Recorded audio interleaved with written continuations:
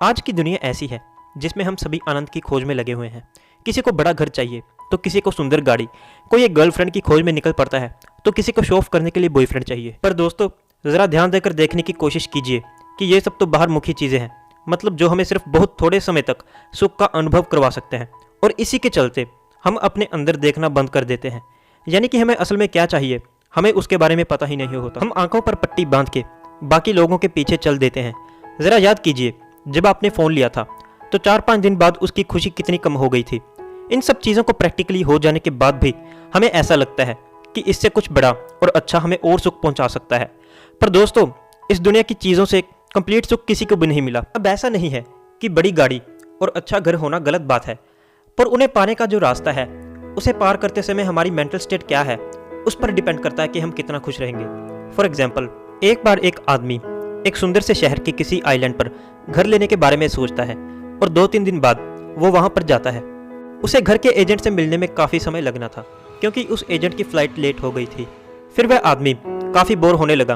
वह आइलैंड पर घूमने निकल पड़ा और वहाँ पर वह कुछ आदिवासियों से मिला। आदिवासी दूसरे देश से आए व्यक्ति को देखकर काफ़ी खुश हुए और उस आदमी ने एक अलग सी खुशी का अनुभव किया। और कुछ समय बाद उसके आने की खुशी में आदिवासियों ने एक उत्सव किया और फल खाने के साथ साथ एक अलग तरह की शरबत उस आदमी के साथ उन्होंने शेयर की, जिससे वो आदमी काफ़ी खुश हुआ और उस आदमी ने वहीं घर लेने का पक्का फैसला कर लिया। कहने का मतलब यह है कि जब आप किसी चीज़ को पाने निकलते हैं तो वो सफ़र में यादें हमारी मंजिल के साथ जुड़ जाती हैं। फिर जब कोई प्राप्त की गई वस्तु के साथ उन यादों को जोड़कर देखता है तो उसे सुख का अनुभव होता है। पर रियलिटी इस पिक्चर से पूरी तरह उलट है। हम सब चीज़ों की प्राप्ति पर इतना ज़्यादा फोकस करने लगते हैं कि हम उसमें बेसिक मानवीकरण के संबंधों को भी खराब कर बैठते हैं, जो कि हमारे ही नुकसान का कारण है। उदाहरण के तौर पे, एक बार एक क्लास के एक स्टूडेंट ने अपनी गाड़ी गलत पार्क कर दी। उसके बाद दूसरी क्लास का टीचर बहुत गुस्से में आया और चिल्लाकर पूछने लगा कि बाहर काले रंग की कार किसने पार्क की है। तो वो स्टूडेंट जिसने कार पार्क की थी वो खड़ा हुआ और दूसरी क्लास के टीचर ने उसे खूब डांटा और कहा कि कार साइड पे हटाओ। स्टूडेंट शर्मसार होते हुए गाड़ी को सही करने चला गया। ऐसा नहीं है कि स्टूडेंट की गलती नहीं थी, पर टीचर ने उसे जिस तरह से बात की थी उसी वजह से उस टीचर के प्रति सभी स्टूडेंट्स का द्वेष और गुस्सा और भी बढ़ गया, जिसकी वजह से अब उस टीचर को कोई भी पसंद नहीं करता था। टीचर आकर यह भी तो कह सकता था कि बाहर किसकी कार खड़ी है, और इसके बाद वह उस स्टूडेंट को सुझाव दे सकता था कि तुम्हारी कार बाहर कुछ व्हीकल्स का रास्ता रोक रही है, अगर तुम अपनी कार को ठीक करके लगा दो तो बाहर लोगों को इंतजार नहीं करना पड़ेगा। इससे वह स्टूडेंट खुशी खुशी कार को साइड पर कर देता, जिससे टीचर के प्रति उसका सम्मान और बढ़ जाता। आप अपने आप को देखिए और पूछिए कि कहीं आप भी तो टीचर जैसी गलती नहीं कर रहे। वैसे ज़्यादातर लोग यही करते हैं, वो छोटी छोटी बातों पर गुस्सा हो जाते हैं। हम सोचते हैं कि हमारी दुनिया में 2 तरह के लोग हैं, एक अच्छे और दूसरे बुरे। जब कोई हमारे सामने छोटी सी भी गलती कर देता है तो हमें लगता है कि ये तो विलन है। दोस्तों, ये पॉजिटिव और नेगेटिव कैरेक्टर का व्यू आ कहां से रहा है?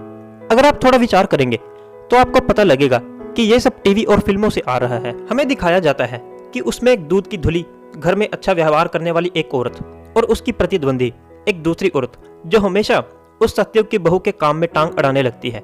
इससे हम सोचते हैं कि ये सामने वाली आंटी कितनी बुरी है, काश ये मर जाए। इससे हमारे दिमाग में नेगेटिव विचार जाते हैं और हम अपनी रियल लाइफ में भी ऐसे ही चीज़ों को देखने लग जाते हैं कि सामने वाला हमारा बुरा ही चाहता है। तो इन टीवी और फिल्मों को देखना कितना सही और कितना गलत है, ये तो अब आप अच्छी तरह से समझ ही गए होंगे। अब आपके मन में सवाल आ सकता है कि कुछ फिल्में तो अच्छी होती हैं जिनसे हमें काफ़ी कुछ सीखने को मिलता है, पर दोस्तों 95% फिल्मों में बेवकूफ़ी होती है, और जो अच्छी फिल्में हैं उन्हें ढूंढने के लिए आपको काफ़ी समय खर्च करना पड़ेगा। तो फिर अब आप सोच रहे होंगे कि अब हम करें क्या? आप थोड़ा सोचिए कि जब ये टीवी या फिल्में नहीं हुआ करती थी तो लोग क्या करते थे, तो आपको पता चलेगा कि उस समय के लोग छोटे छोटे गाँव में रहा करते थे और दिन के समय सभी इकट्ठे होकर बैठ जाते थे, जिससे सभी आपस में अपनी बातें शेयर किया करते थे। और ऐसा करने से उनका मेंटल फैटिग काफ़ी हद तक कम रहता था, जिससे उन्हें बीमारियां ना मात्र होती थी। और कुछ लोग उस समय किताबें पढ़ा करते थे। आप भी अपनी फीलिंग्स को अपने घर वालों और अपने दादा दादी के साथ शेयर कर सकते हैं, जिससे आपकी मेंटल हेल्थ काफ़ी हद तक ठीक रहेगी। और आप मूवीज़ की जगह अच्छी अच्छी किताबें पढ़ें। आपको कई सारी अच्छी किताबें इंटरनेट में PDF के फॉर्मेट में मिल जाएंगी, जिससे आपका मेंटल काफ़ी स्ट्रॉन्ग रहेगा। दोस्तों, ये ज़िंदगी काफ़ी कम है, इसलिए प्यार से जिएंगे तो ज़्यादा सेटिस्फेक्शन मिलेगी। जब आप सो जाते हैं तो आप नींद में अच्छे सपने देखते हैं और आप उस सपने में कई सारी अच्छी चीज़ों के साथ साथ कई सारी एक्टिविटीज़ करते हैं। और जब आप नींद से जागते हैं तो आपको पता लगता है कि ये सब तो झूठ था। आपको रियलिटी में कोई फर्क नहीं पड़ता कि आपने अपने सपने में क्या खाया, क्या पहना या फिर क्या देखा, क्योंकि आप समझ चुके हैं कि वो सब झूठ था।